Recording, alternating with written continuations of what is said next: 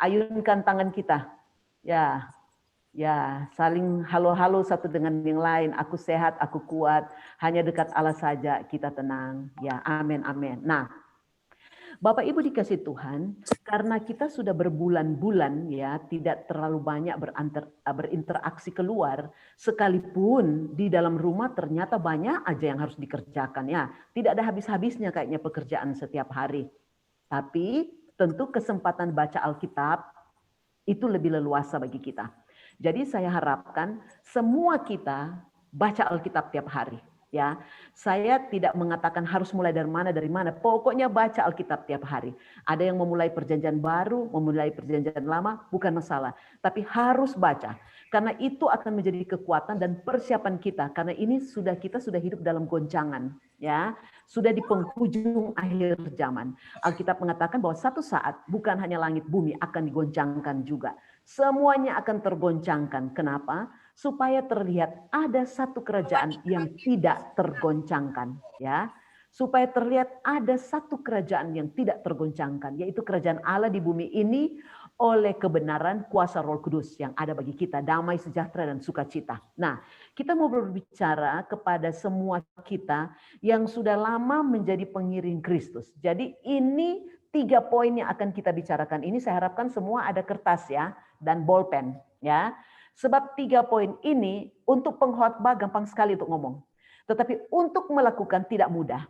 Tetapi kalau kita berusaha melakukan 3 poin ini tiap hari, kita sedang berjaga-jaga. Kapanpun Tuhan panggil setiap kita, udah pasti kita akan ketemu nanti di langit baru, bumi baru. Asal 3 poin ini tetap ada bagi kita.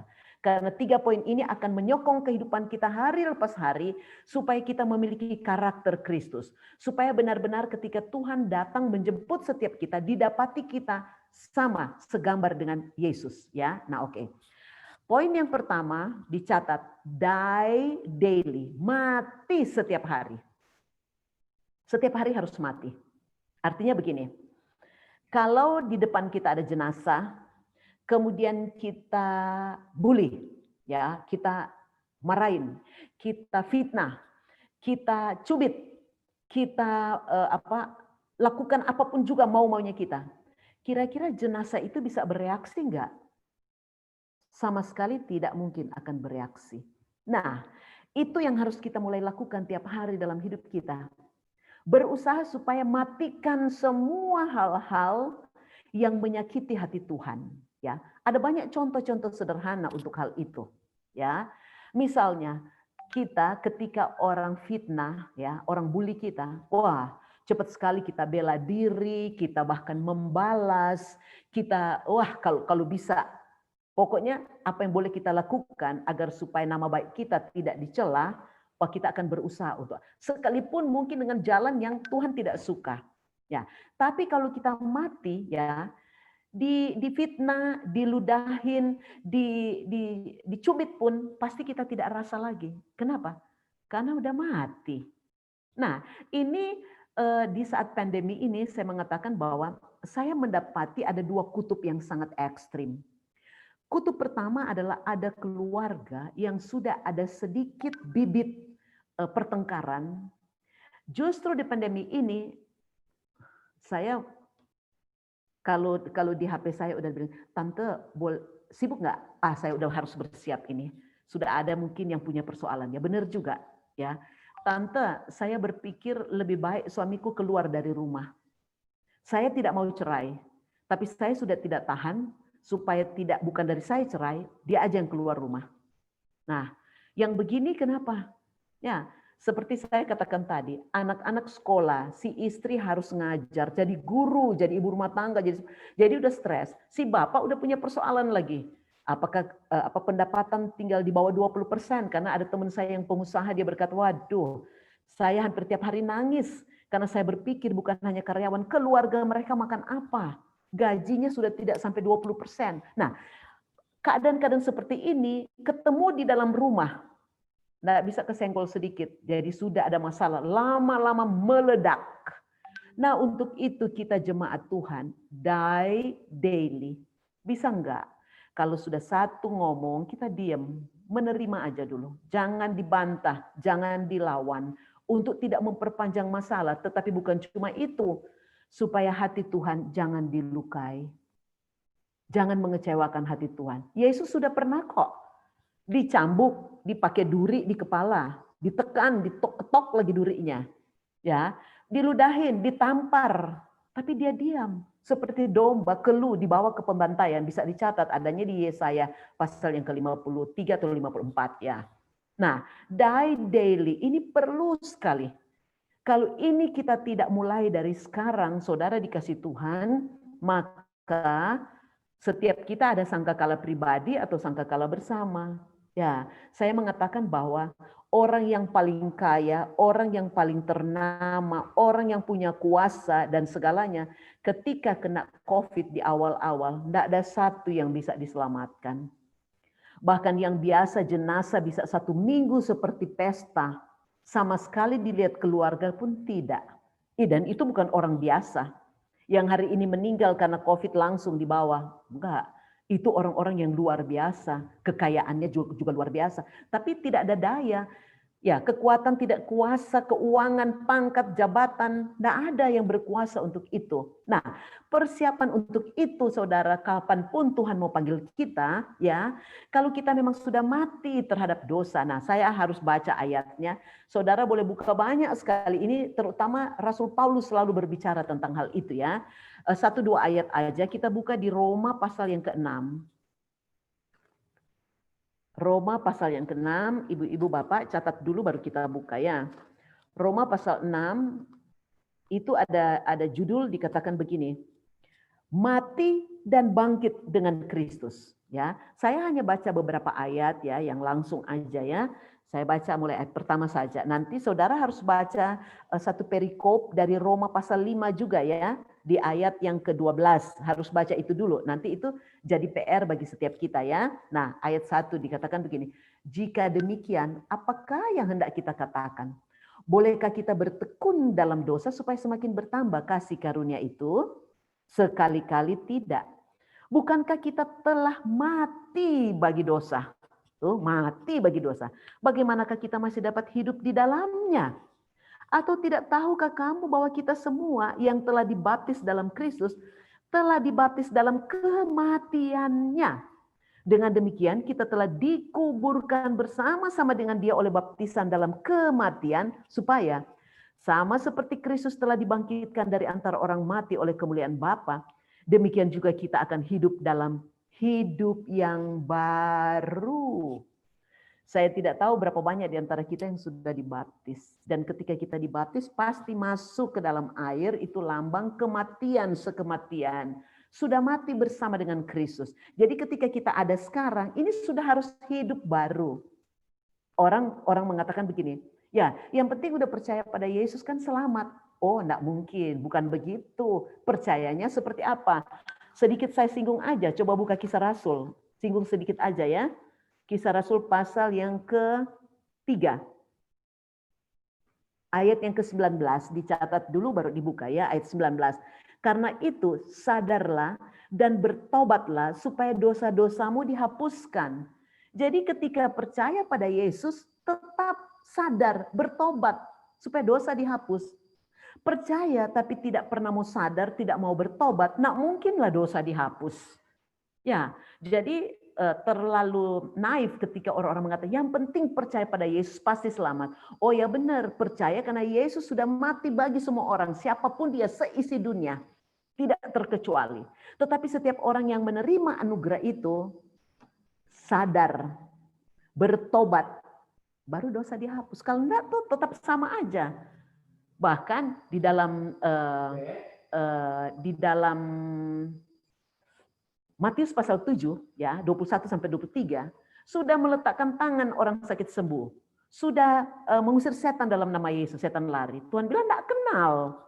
Ya. Nah, apalagi sekarang kita sudah sadar, kita sudah bertobat. Nah, die daily ini harus suka tidak suka, mau tidak mau. Supaya Tuhan dapati kita semakin lama semakin menyerupai Yesus. Semakin menjadi seperti Kristus ya. Nah, karena waktu jadi saya persingkat nanti satu ayat lagi boleh dibaca ya dalam kitab Filipi pasal yang ke-3. Ya, enggak jauh dari situ kan? Filipi pasal yang ketiga. Saya baca langsung ke ayatnya saja, ayat yang ke-10, ya, 10-11 lah. Filipi 3. Yang ku kehendaki ialah mengenal Dia dan kuasa kebangkitannya dan persekutuan dalam penderitaannya, di mana aku menjadi serupa dengan Dia dalam kematiannya, supaya aku akhirnya beroleh kebangkitan dari antara orang mati. Kalau kita tidak serupa dengan kematiannya, bukan untuk disalib ya, bukan. Tetapi ketika dia dipukul, dicela, diludah, dipakein ini, dicambuk, dia diam, keluh seperti domba dibawa ke pembantaian. Ayo, semua kita latihan, ya. Dan coba masing-masing katakan, aku bisa. Ya, aku bisa. Nah, oke, semua bisa kan? Soalnya harus mau atau tidak. Pasti semua bisa. Karena Rasul Paulus bisa, Petrus bisa. Soalnya mau atau tidak. Ayo kita katakan, aku mau Tuhan. Aku mau Tuhan. Nah, pulang dari sini udah langsung diproses. Suami atau istri atau anak, orang tua, mertua pasti udah menjadi manusia menajamkan manusia, besi menajamkan besi. Jadi kalau pulang sudah mulai terjadi ada sedikit konflik, langsung katakan, terima kasih banyak Tuhan, ini dia, aku mau mati bagi Tuhan. Langsung diam, senyum aja, ya, senyum aja, tapi jangan senyum kepada orang yang lagi marah, itu bisa tambah marah, ya. Tapi katakan, terima kasih Tuhan, langsung Tuhan proses. Jangan langsung bilang, aduh aku udah bagus masuk gereja, udah beribadah, udah duduk manis-manis ikut Zoom, kok Tuhan kok izinkan begini? Ya memang Tuhan izinkan karena Tuhan mau lihat die daily nggak sekematian dengan Kristus nggak? Oke, poin yang kedua. Yang kedua, apa saja yang kita lakukan selalu untuk kemuliaan Tuhan? Bisa enggak? Apa saja yang kita lakukan untuk kemuliaan Tuhan? Sebenarnya kan ini sudah hidup berjaga-jaga. Ya oke, kita buka di dalam kitab 1 Korintus 10. 1 Korintus 10 ya, ayat yang ke-31. Ya, 1 Korintus 10 ayat 31 ya. Kalau semua sudah buka Alkitab dan saya suka lihat di slide kita depan selalu ada ya, kita baca sama-sama. 1 Korintus 10 ayat 31. Hafal ayat ini ya. Aku menjawab, jika engkau makan atau jika engkau minum atau jika engkau melakukan sesuatu yang lain, lakukanlah semuanya itu untuk kemuliaan Allah. Nah, ini sebenarnya hidup berjaga-jaga. Ya, kita mulai dulu dari soal fisik. Tadi dikatakan makan dan minum. Kalau kita sudah tahu kesehatan kita kurang baik, tidak boleh banyak kolesterol dan lain-lain, ya jangan makan sembarangan, iya kan? Ya kan sudah dikuduskan, sudah didoakan. Oh tidak, Saudara. Ketika kita makan kemudian kita kolaps, pelayanan stop. Tuhan tidak dipermuliakan. Berusahalah menjaga kesehatan semaksimum mungkin. Makanan yang harus pas dengan kita. Minuman kalau bisa jangan membuat masih 40-50 tahun sudah keropos tulang karena minum yang soda-soda. Tolong ya kita semua. Kalau kita umur panjang, bekal firman Tuhan udah kuat di kita, kita jadi pelaku firman. Sadar tidak sadar kita sudah pergi dan jadikan setiap bangsa murid Tuhan. Orang akan mengatakan, kok anak-anak Tuhan hebat ya? Saya lihat mereka bekerja seperti biasa, tapi kok bisa sehat, bisa cerah mukanya, bisa karena makan minum. Oke, itu biasa ya. Kemudian hal lain dikatakan, jika engkau melakukan sesuatu yang lain itu apa? Nah, kita mulai dengan cara berpikir. Kalau ada dalam pikiran kita yang negatif, ada dendam, ada iri hati, ada marah, kecewa, ya erase dong, di-delete semua. Berusaha delete. Ingat saja bahwa apapun kita akan pulang. Bumi ini bukan tempat tinggal kita. Ada langit baru dan bumi baru yang sudah tersedia bagi kita. Kalau marah, cepat katakan apa persoalannya. Ya, jangan ada dendam. Ya, jangan ada kebencian. Alkitab mengatakan membenci itu sudah membunuh.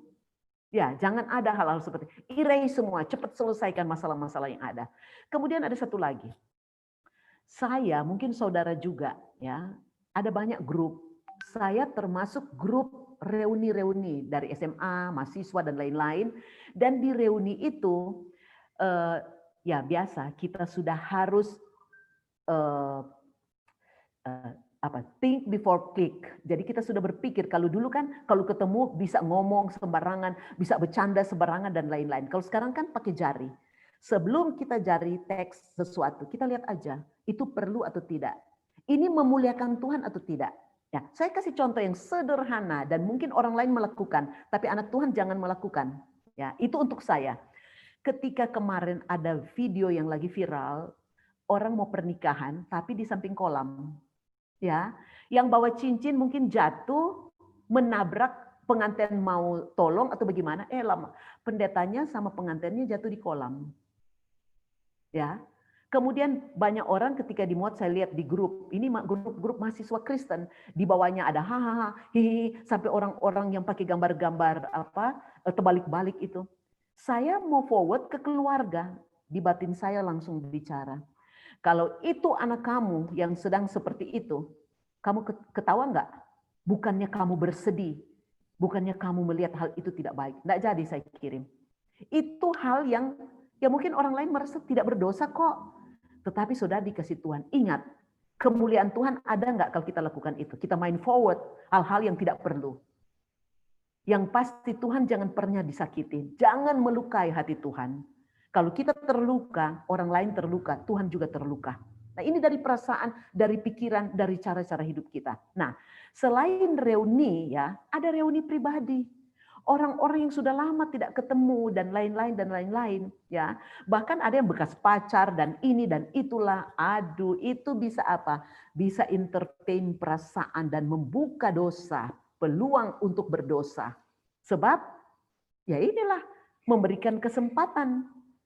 Ingat saja, CCTV Tuhan tetap ada. Dan satu yang kita perlu ingat juga. Di dalam Yohanes pasal 4 ketika Tuhan bertemu dengan wanita Samaria, Tuhan bilang menyembah Dia tidak di Yerusalem, tidak di bukit, tidak di gereja, menyembah Dia dalam roh dan kebenaran. Artinya Tuhan tidak melihat rupa kita, harta kita, dandanan kita, kehebatan kita, tidak ada di hati Tuhan seperti itu. Yang Tuhan lihat manusia rohani, manusia batinnya kita, itu yang harus bertumbuh, itu yang harus semarak, itu yang harus megah. Manusia batinnya kita, manusia rohani kita. Kita sudah berdandan, kita sudah kasih persembahan segitu banyak. Kalau hati kita tidak bisa berhubung dengan hati Tuhan. Kalau roh Tuhan yang dia tempatkan di dalam kita selalu dikecewakan, selalu berduka cita, lama-lama tidak ada lagi harga kita di depan Tuhan. Sekalipun persembahan kita banyak sekali. Sekalipun kita menjadi pengkhotbah, menjadi WL singers dan lain-lain. Sebab ingat, sudah meletakkan tangan, sudah mengusir setan dalam nama Yesus. Ketika Tuhan bilang, aku tidak kenal kamu, itu sudah detik terakhir, tidak bisa mundur. Sudah di situ letaknya. Hati-hati kita. Apalagi kita pelayan-pelayan Tuhan. Jaga selalu hati dengan segala kewaspadaan. Jangan ada sesuatu nih. Pokoknya semua kita lakukan untuk kemuliaan Tuhan. Itu sudah berjaga-jaga. Kapan Tuhan datang, semua yang kita lakukan semua untuk kemuliaan Tuhan. Kita mau berpikir, kita mau berkata, kita mau bertindak. Tuhan senang nggak kita lakukan ini? Tuhan dipermuliakan nggak? Kalau sebelumnya kan, aduh kita harus dandan, beli ini, beli itu. Oh tidak salah. Tapi saya tahu pandemi ini membuat semua yang saudara beli nggak bakal dipakai lagi. Saya punya teman bos di perusahaan. Dia berkata apa?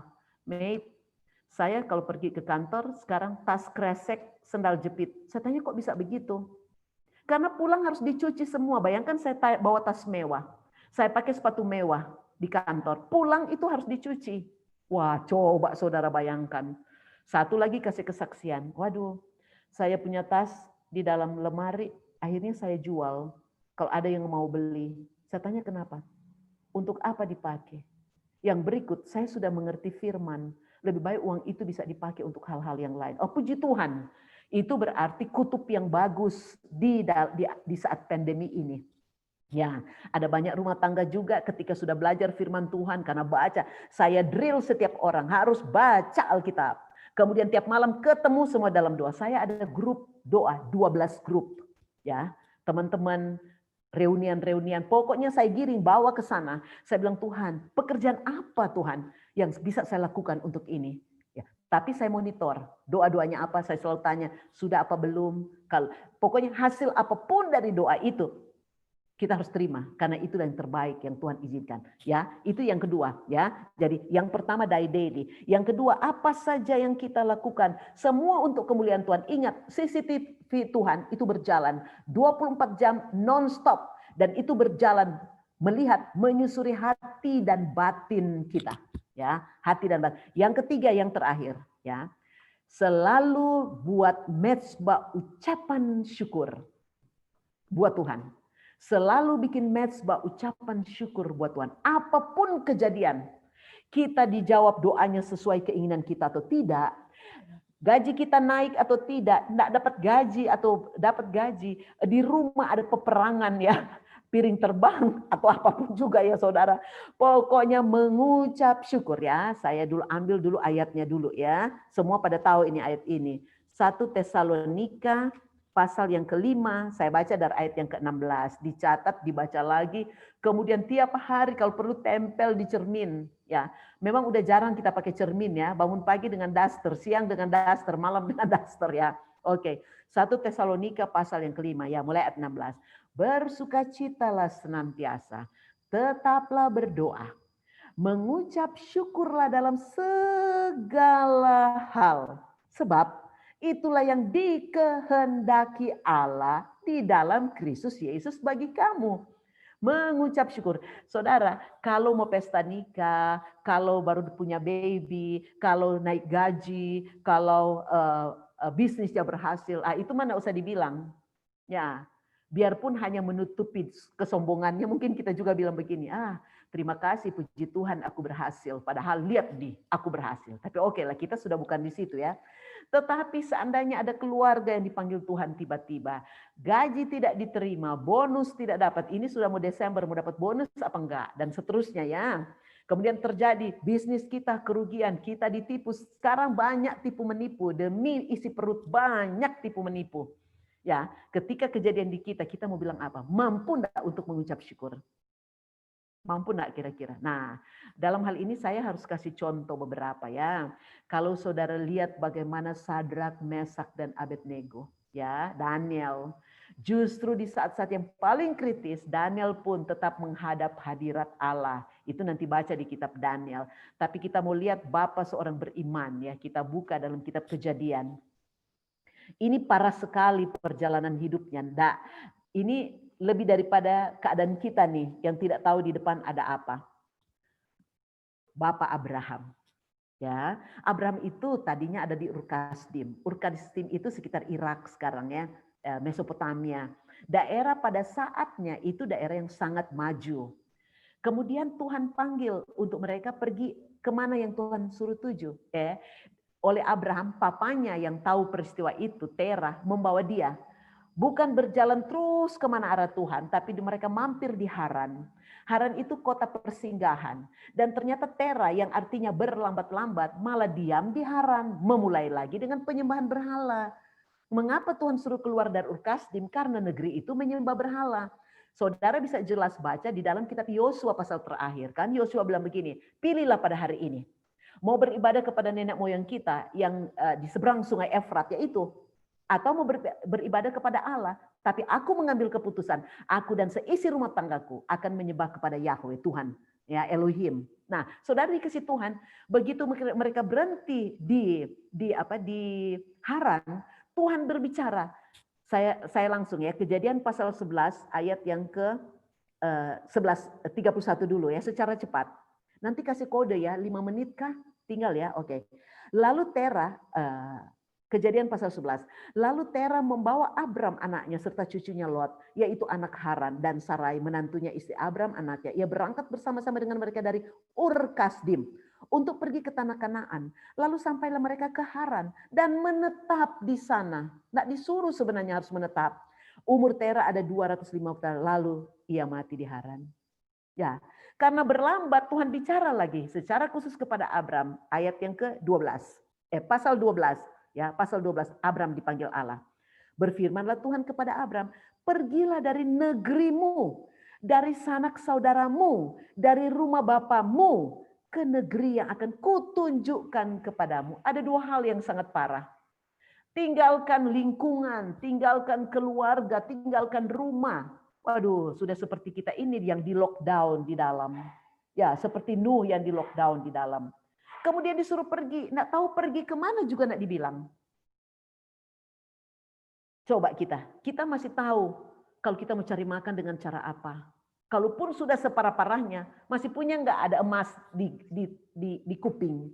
Ya masih bisa. Ini mau pergi kemana juga nggak tahu. Tapi saudara, ayat yang ketujuh.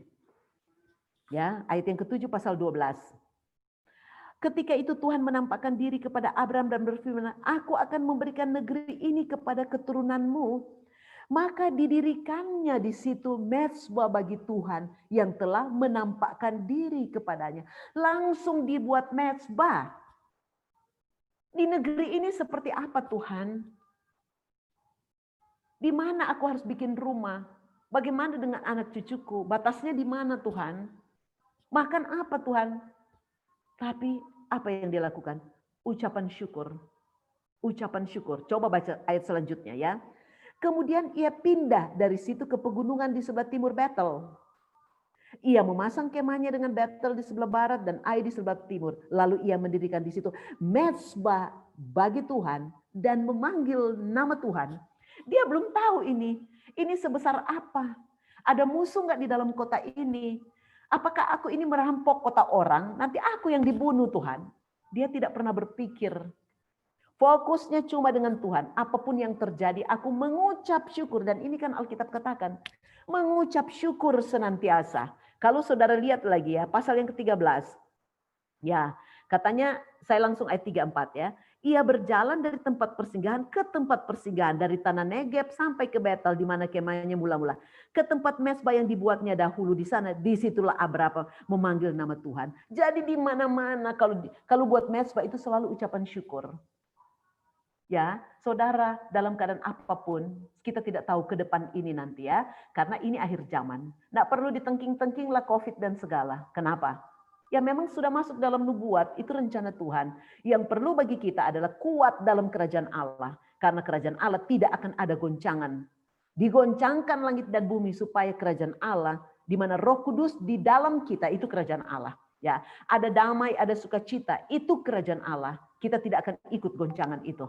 Ya, tetap berdiri teguh. Nah, olehnya Bapak Ibu dikasih Tuhan, mati setiap hari, latihan. Jadi ini kalau kita bisa latih tiap hari ini udah luar biasa. Yang pasti Alkitab harus tetap dibaca ya, karena di situ kita bisa tahu apa isi hati Tuhan. Kemudian yang kedua adalah lakukan apa saja selalu untuk kemuliaan Tuhan. Ingat CCTV Tuhan 24 jam tiap hari menghadap langsung ke batin kita, mau lihat hubungan kita dengan Tuhan. Yang ketiga, selalu buat mezbah, ucapan syukur dalam keadaan apapun juga, karena itu yang dikehendaki Tuhan, ya. Nah, olehnya ingat Alkitab, Injil sudah ada bagi kita. Jadi Tuhan sudah kasih perlengkapan supaya 3 hal ini kita bisa lakukan. Hal yang kedua, kita ini sudah diberikan Tuhan Roh Kudus. Roh Kudus ada dalam batin kita dan kita mulai diproses. Allah turut bekerja dalam semua hal untuk mendatangkan kebaikan bagi kita untuk membuktikan yang mengasihi Tuhan. Amin. Kita tundukkan kepala. Bapa Surgawi Tuhan, inilah kami anak-anak-Mu yang sudah Kau tebus. Namun kami tahu untuk merespons tebusan-Mu, kami pun harus melewati jalan sesak, jalan sempit. Kami harus belajar memikul salib, mengiring Engkau. Terima kasih banyak Bapak, kami mau lakukan. Ketika Yesus, apapun yang orang lakukan baginya, dia tetap teguh. Kami juga mau seperti itu. Sehingga Tuhan, Engkau yang sulung dari antara semua keluarga besar kerajaan Allah, dan kami boleh mengikuti Engkau sebagai teladan. Terpuji-pujilah nama Tuhan Yesus. Haleluya. Amin.